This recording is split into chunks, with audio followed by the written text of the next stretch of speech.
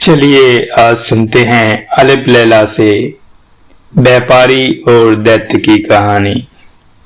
शहरजाद कहानी सुनाती है। बरसों पहले एक अत्यंत धनी व्यापारी हुआ करता था। उसके पास अतः धन संपत्ति थी।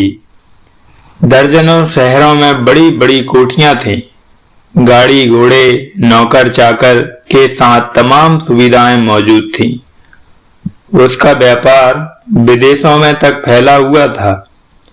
एक बार उसे कुछ काम के लिए विदेश जाने की दरकार पड़ी। उसने यह बात अपनी पत्नी को बताई और रास्ते के लिए कुछ नाश्ता बांध देने को कहा। पत्नी ने वही किया।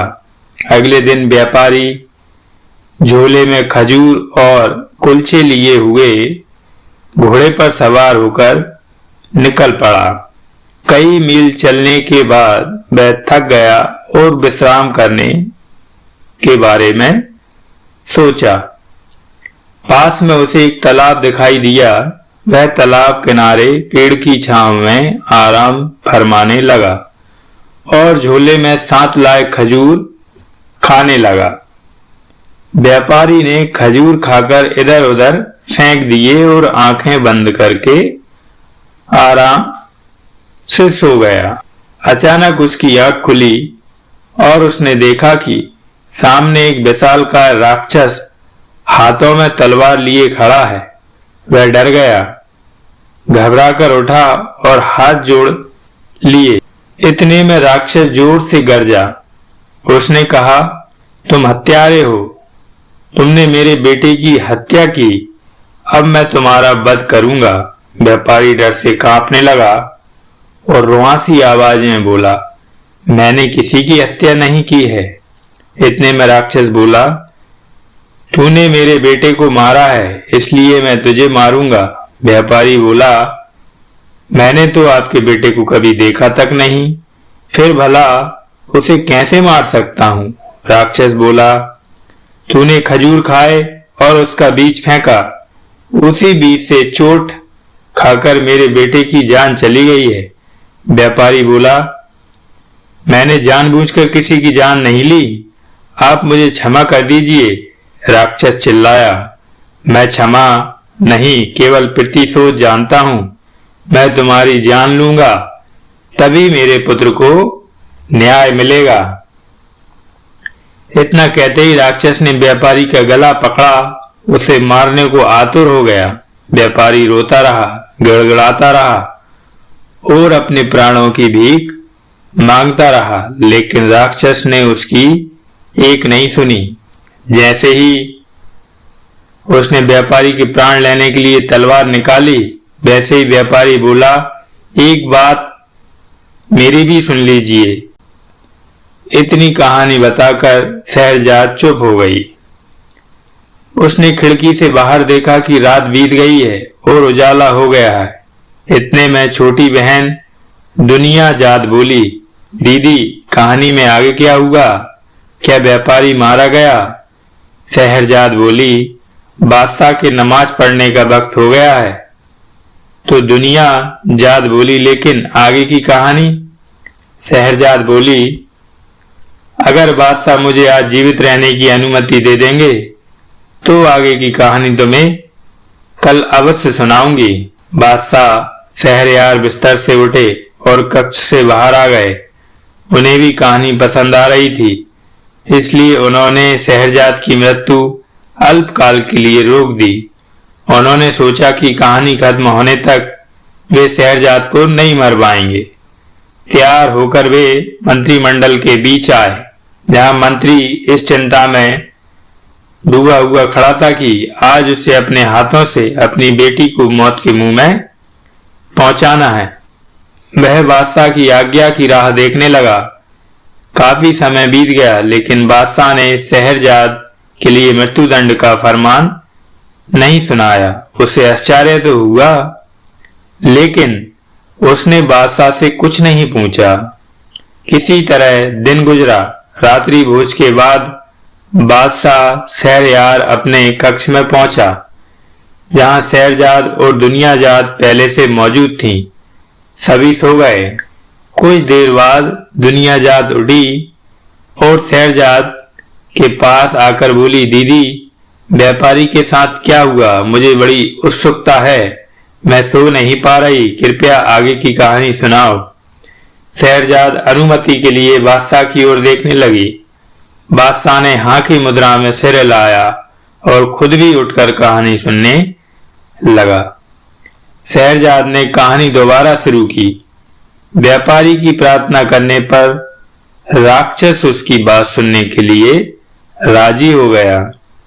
व्यापारी ने राक्षस का आभार किया और कहा, आप मुझे केवल 1 साल की मोहलत दें ताकि मैं अपने अधूरे कामकाज निपटाऊं, आखिरी बार परिवार से मिलाऊं, बीवी बच्चों को देखाऊं और उनके बीच जायदाद का बंटवारा कराऊं ताकि मेरे जाने के बाद ये लोग आपस में लड़े ना और शांति पूर्वक रहें। राक्षस चिल्लाता है, नहीं, तुम मुझे क्या बेवकूफ समझते हो जो मैं तुम्हें यहां से जाने दूंगा?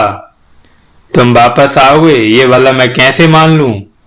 अरे मौत के मुंह में कोई क्यों आएगा? व्यापारी बोला, मैं अपनी जुबान से कभी नहीं फिरता और मैं आपको जुबान दे रहा हूं, मैं ठीक 1 साल बाद यहां आऊंगा, आप मेरा भरोसा कीजिए।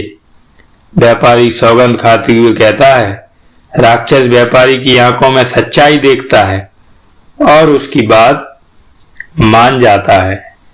व्यापारी की जान में जान आती है और वह राक्षस को ठीक 1 साल बाद आने का वचन देकर घर की ओर चल देता है। रास्ते भर व्यापारी यही सोचता रहा कि उसका जीवन मात्र 1 साल का ही शेष बचा हुआ है। जैसे ही वह घर पहुंचा तो अपनी बीवी बच्चों को देखकर फूट फूट कर रोने लगा। परिवार वालों को समझ नहीं आया कि व्यापारी को अचानक क्या हुआ। सभी घबरा गए और बार बार पूछने लगे। व्यापारी ने खुद को किसी तरह संभाला और घर वालों को पूरी बात बताई। व्यापारी महज 1 साल का मेहमान है ये सुनकर घर में मातम मच गया।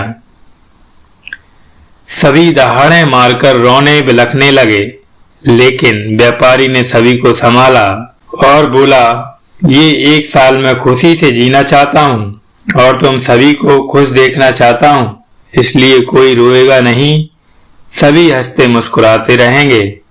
घर वालों ने व्यापारी की बात मान ली। अगले दिन सुबह उठते ही व्यापारी उन कार्यों में लग गया जिसके लिए उसने राक्षस से 1 साल का समय मांगा था।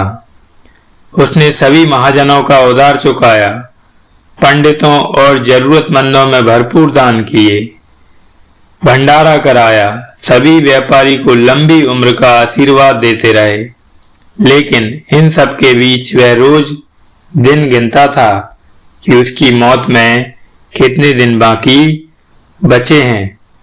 उसने साल भर सामाजिक कार्य किए और बची संपत्ति बेटे बेटियों और पत्नी के नाम कर दी। इन कार्यों में 1 साल कैसे बीत गया व्यापारी को पता ही न चला। आखिर व्यापारी के जाने का दिन आ ही गया। उस दिन घर में सुबह से ही चीख पुकार मच गई।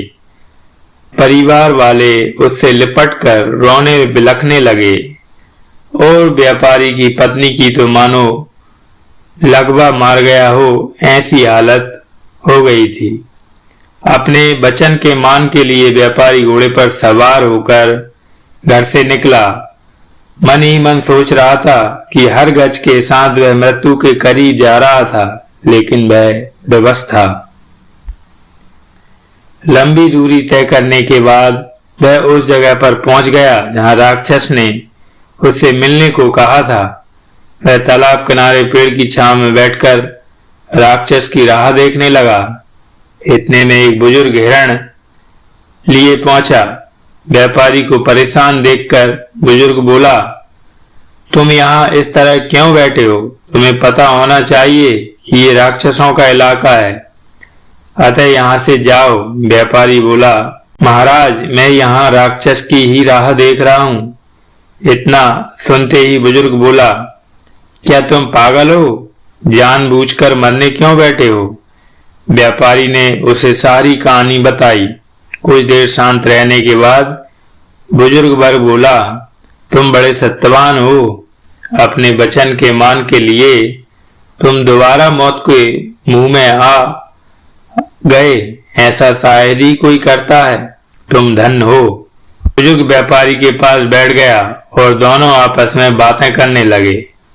इतने में एक अन्य वृद्ध वहां से गुजरा, जिसके हाथ में एक रस्सी थी और उससे 2 काले कुत्ते बंधे हुए थे। वृद्ध उन दोनों को वहां सुनसान रास्ते में अकेला देखकर रुक गया और ठहरने की वजह पूछी।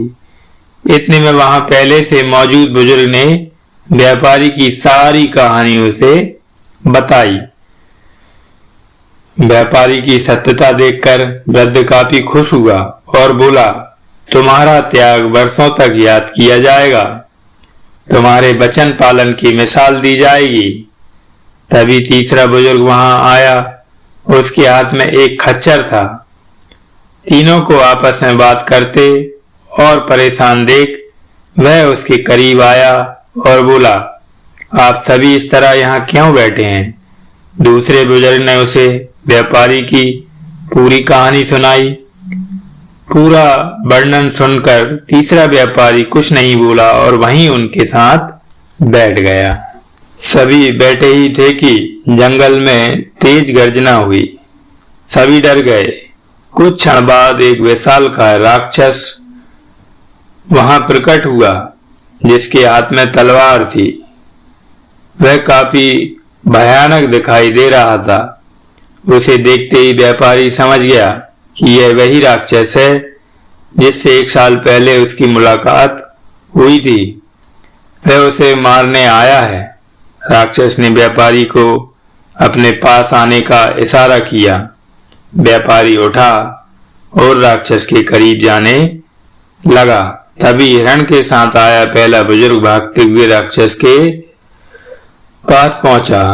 उसने हाथ जोड़े और बोला, दैत्य महाराज, मेरी आपसे एक प्रार्थना है। मैं चाहता हूं कि कुछ क्षण के लिए आप अपना क्रोध भूलकर धैर्य पूर्वक मेरी बात सुने। मैं आपको हिरणी की कहानी सुनाता हूं। अगर आपकी आज्ञा हो तो हाँ, लेकिन मेरी एक शर्त है। शर्त यह है कि अगर आपको कहानी विचित्र लगी तो आप इस व्यापारी का 1/3 अपराध माफ कर देंगे।